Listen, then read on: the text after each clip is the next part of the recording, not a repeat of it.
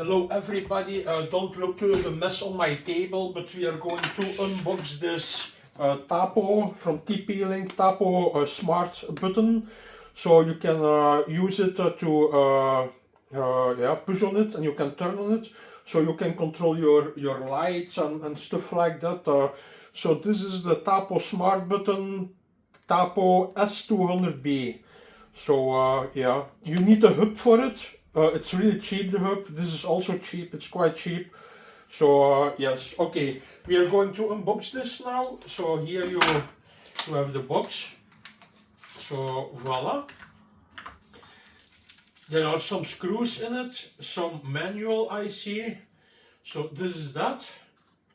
And then yeah, the wireless button. I see here this is some double-sided tape or something, some glue, and here you have the button. So this is the button.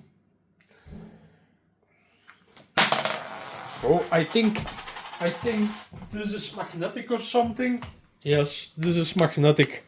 So you see, this is magnetic, so you can easily take the button from it.